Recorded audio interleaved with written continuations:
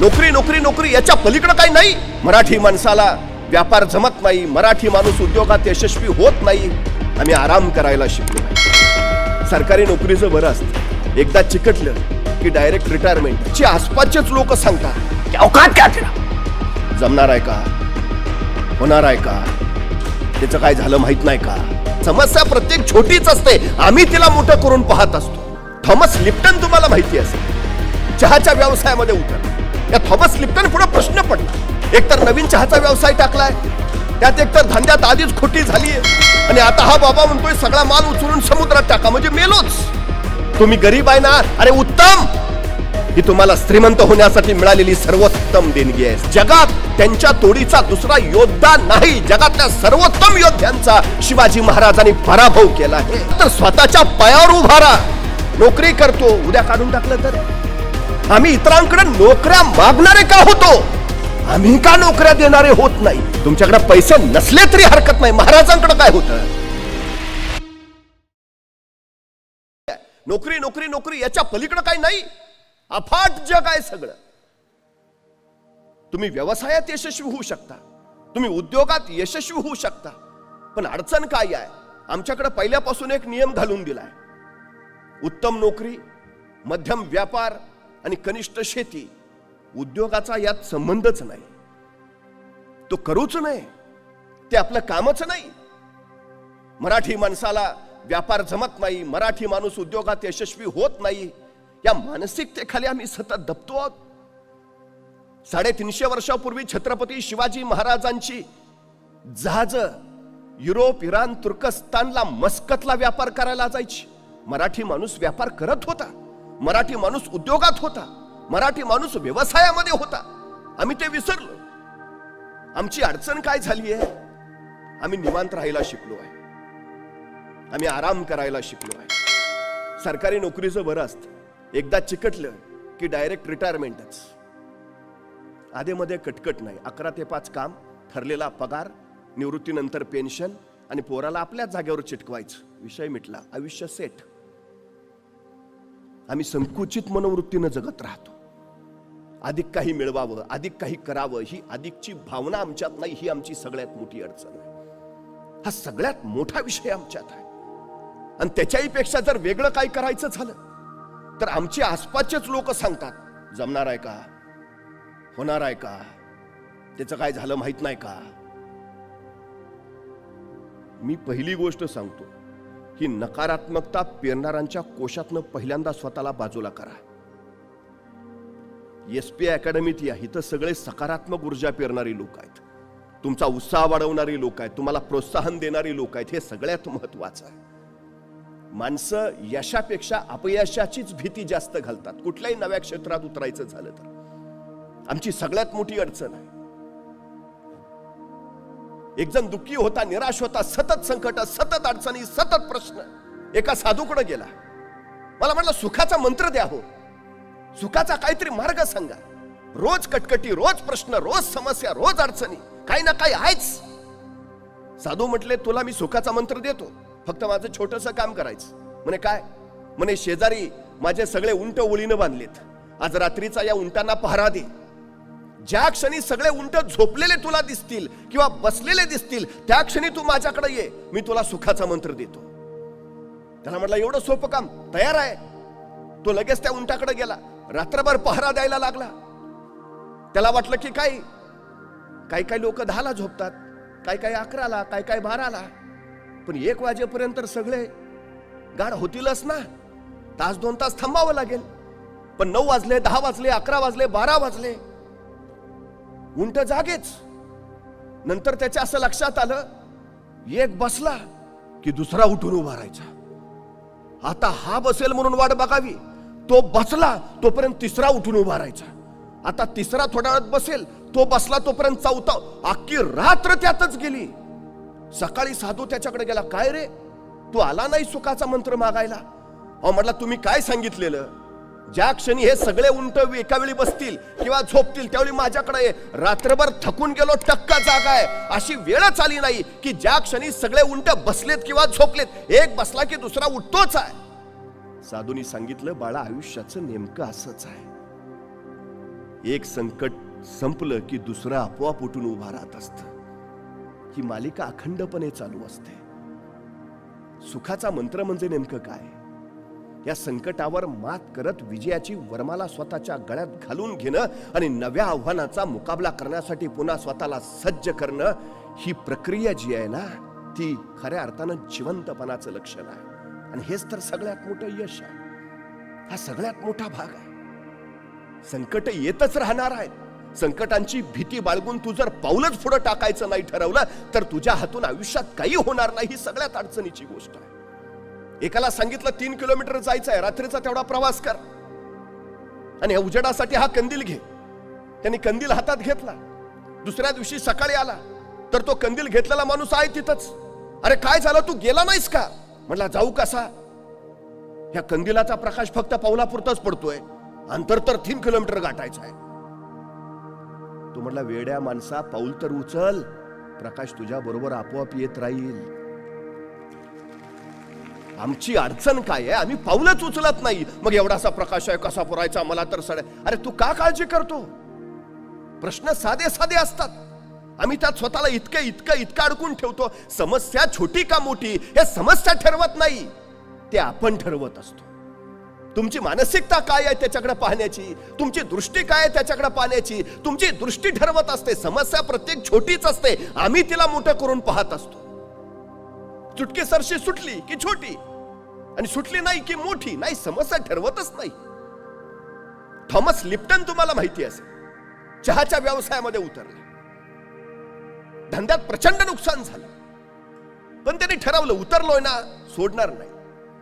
एका मोठ्या जहाजामध्ये त्यांनी सगळे चहाचे बॉक्स त्याचे भरले आणि व्यापाराला दुसऱ्या देशी जायचं म्हणून निघाला. जाता जाता समुद्रात प्रचंड मोठं वादळ झालं. जहाज भरकटलं. आता बुडतं की काय अशी अवस्था निर्माण झाली.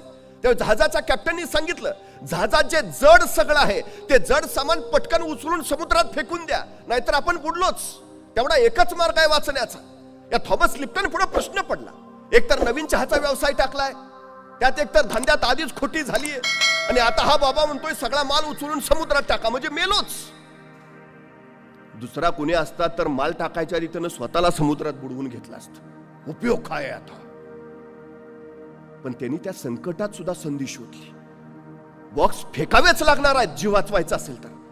पण त्या चहाच्या बॉक्सवर, प्रत्येक बॉक्सवर तिनं लिप्टनचा चहा प्या, ताजा लिप्टनचा चहा प्या असं लिहायचं आणि तो बॉक्स समुद्रात टाकायचा. त्याला खात्री होती उसळणाऱ्या समुद्राच्या लाटांवर हे चहाचे बॉक्स तरंगत तरंगत अनेक देशांच्या किनाऱ्यावर पोहोचतील आणि अनेक देशांना माझ्या चहाची ओळख होईल.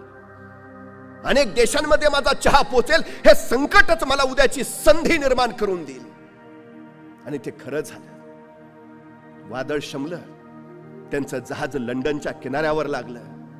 थॉमस लिप्टन किनाऱ्यावर उतरला आणि त्यावेळी त्यांनी पाहिलं, लंडनच्या त्या किनाऱ्यावरची लोक लिप्टन चहा पित होते. त्यानंतर मात्र लिप्टननं मागं वळून पाहिलं नाही. संकट संधी देतात. आम्ही काय करतो? संकटांना कारण समजतो, सबबी. भयानक अडचण आहे आमची. का कारण देतो आम्ही? मला प्रश्न पडतो. आमची परिस्थितीच नव्हती हो, शिक्षणच घेता आलं नाही, जातो म्हटलेलं मुंबईला जाऊच दिलं नाही हो. अफाट कारण असतात. मी वारंवार सांगतो, संकटांचं संधीत रूपांतर करता यायला हवं. तुम्ही गरीब आहे ना, अरे उत्तम. ही तुम्हाला श्रीमंत होण्यासाठी मिळालेली सर्वोत्तम देणगी आहे, सर्वोत्तम संधी आहे.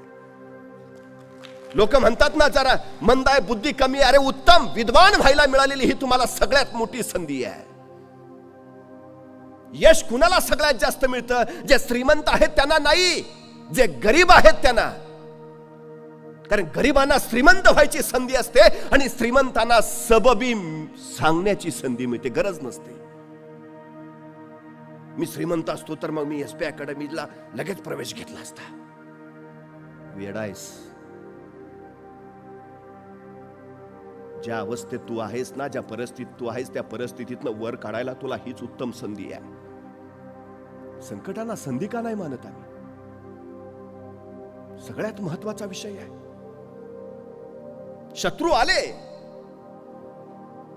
मी छत्रपती शिवाजी महाराजांना आंतरराष्ट्रीय कीर्तीचा योद्धा मानतो. याचं कारण माहिती आहे, आपल्या 50 वर्षाच्या कालखंडात शिवाजी महाराजांवर अनेक शत्रू चालून आले, पण त्यातले फक्त 2च भारतीय होते. मी आंतरराष्ट्रीय का म्हणतो त्यांना? फक्त 2 भारतीय होते, एक मिर्झा जयसिंग आणि दुसरा अफजल खान. हे फक्त 2 भारतीय, उर्वरित सगळे भारताबाहेरचे होते, परकीय होते, परदेशी होते. आणि महाराजांनी त्या सगळ्या परकीयांचा विरोध केला, सगळ्यांचा पराभव केला. म्हणून जगात त्यांच्या तोडीचा दुसरा योद्धा नाही, जगातल्या सर्वोत्तम योद्ध्यांचा शिवाजी महाराजांनी पराभव केला आहे. पण ज्यावेळी महाराजांच्या लक्षात आलं हे इंग्रज असतील, पोर्तुगीज असतील, डच असतील, हे समुद्रावर हल्ला करतायत, जमिनीवर जन्माला आलेला हा राजा पाण्यावर युद्ध खेळायची महत्वाकांक्षा राखून राहिला. समुद्र आमचा, पण त्या समुद्रात जहाज उतरवायचं झालं तर पोर्तुगीजांची परवानगी लागते. कसं सहन करतील महाराज? हा देश आमचा, मग इथं उद्योग ही आमचेच हवेत, व्यापार ही आमचाच हवा. आम्ही का नाही विचार करत? हा माझ्या महाराष्ट्रात इथं येणारा माल कुठून येतो? तो कोण निर्माण करतो? माझ्या पोरांच्यात क्षमता नाही, माझ्या पोरांच्यात कौशल्य नाही, की माझ्या पोरांच्यात बुद्धी सामर्थ्य नाही?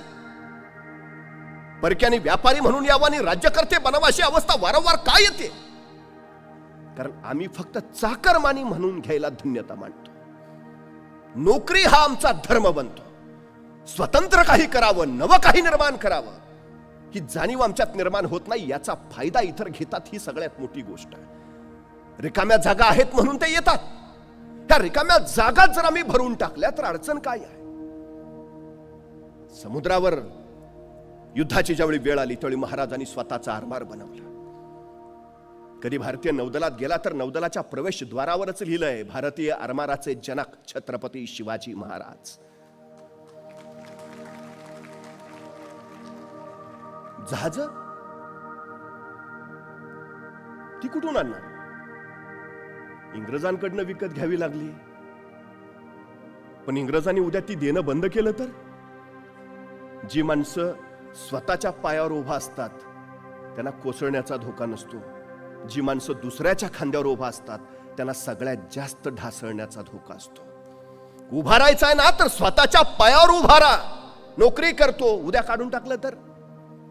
परवा कोरोना सारखी आणखी परिस्थिती आली तर? नोकरी करणं म्हणजे दुसऱ्याच्या पायावर उभा राहणं, स्वतःच्या नव्हे. स्वतःच्या पायावर उभा राहायचं असेल तर स्वतःचा उद्योग करावाच लागेल, स्वतः व्यवसायात स्वतः उतरावं लागेल. हे सगळ्यात महत्वाचं आहे. महाराजांनी तेच ओळखलं. कल्याणला जहाज बांधायचा स्वतःचा कारखाना काढला. मराठ्यांची जहाज दर्यात फिरू लागली, पण अडचणी यायला लागल्या. अवजड तोफा घेऊन ज्यावेळी जहाज समुद्रात जायची त्या जहाजाच्या वर त्या तोफा ठेवलेल्या असायच्या आणि त्या तोफांच्या ओझ्याने जहाज डचमळायचं. तोफेचा गोळा पुढे सुटला की दाब मागा पडायचा, जहाज पाण्यात बुडायचं. सबब नेम चुकायचा. महाराजांनी विचार केला, काहीतरी केलं पाहिजे. समुद्रातलं, जहाजातलं, आरमारातलं काही ज्ञान नाही, तरीही महाराज विचार करतायत, काही केलं पाहिजे. आणि महाराजांनी एके दिवशी विचार केला. विचार करून महाराज कल्याणच्या कारखान्यात गेले. तिथल्या कामगारांना जवळ बोलावलं आणि सांगितलं, मी सांगतो तसं जहाज तयार करा, मी सांगतो तसं. आणि महाराजांनी सांगितलं असं असं असं, आणि तसं तसं जहाज तयार केलं. तत्कालीन काळात पाण्यात अत्यंत जलद गतीनं पडणार, किती ओझं ठेवलं तरी पाण्यात न डचमळणार, तोफेचा गोळा पुढे सुटला, दाब मागा पडला तरी पाण्यात न बुडणार, असं विलक्षण जहाज महाराजांनी निर्माण केलं. महाराजांनी या जहाजाचं नाव ठेवलं संगमिरी. ज्या इंग्रजांकडनं जहाज विकत घ्यावी लागायची त्या इंग्रजांनी महाराजांना पत्र पाठवलं, तुम्ही तयार केलेलं जहाज आम्हाला विकत देता का? आम्ही इतरांकडनं का विकत घेतो? आम्ही का विकणारे होत नाही? आम्ही इतरांकडे नोकऱ्या मागणारे का होतो? आम्ही का नोकऱ्या देणारे होत नाही? आमची स्वप्न किती आहेत? काही माणसं पैशाची गुंतवणूक करतात. पैशाची गुंतवणूक कधीच करायची नसते. गुंतवणूक बुद्धीची करायची असते, गुंतवणूक कौशल्याची करायची असते, गुंतवणूक कष्टाची करायची असते. या तिन्ही गोष्टींच्या गुंतवणुकीवर मग पैसा बनवता येतो. आमची सगळ्यात मोठी अडचण आहे ती ही आहे, मला वाटतं पैसा गुंतवला पाहिजे. 4 रुपये पेरले तर 40 उगवतील. नाही, तुमच्याकडे पैसे नसले तरी हरकत नाही. महाराजांकडे काय होतं? कारण देत नाही बसले. कोणी तोफ्या दिल्या तर उडवून म्हणतो, कोणी सैन्य दिलं तर लढीन म्हणतो. मुळात तुम्हाला इच्छा हवीच. इच्छा असेल तर जिद्द येते, जिद्द असेल तर आत्मविश्वास येतो, आणि आत्मविश्वास असेल तर क्षमता कौशल्य आपोआप निर्माण होतं. हे सगळ्यात महत्वाचं. परवा एकाला मी म्हटलं, काय रे 100 मीटर अंतर किती वेळात पळशील? तू बोलेनाच. 100 मीटर अंतर किती वेळात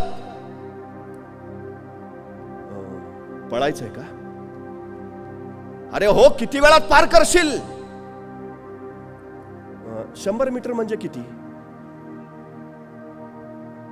मग त्याला अंतर सांगितलं, बाबा इथून तिथपर्यंत जायचं म्हणजे 100 मीटर. किती वेळात पळशील? 5 मिनिटं लागतील.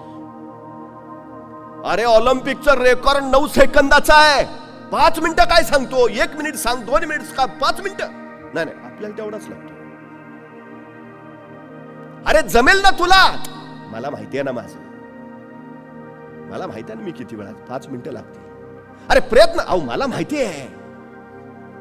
पण तेवढ्यात कुणीतरी ओरडला, रे पर कुत्र मागं लागलंय. इतक्या भयान वेगानं पळत सुटला. 7 सेकंदात 100 मीटर. म्हटलं काय झालं? मग चावला असताना. अरे तुला मगाशी सांगितलं तर म्हणला 5 मिनिटं लागतील, आणि कुत्रा मागं लागला तर तू ऑलिम्पिकचं पण रेकॉर्ड मोडलंस. ऑलिम्पिकचं 9 सेकंद आहे, तू 7 सेकंद. म्हणजे क्षमता नाही का तुमच्यात? क्षमता आहे. भावा, व्हिडिओ चांगला वाटला तर सबस्क्राईब करा.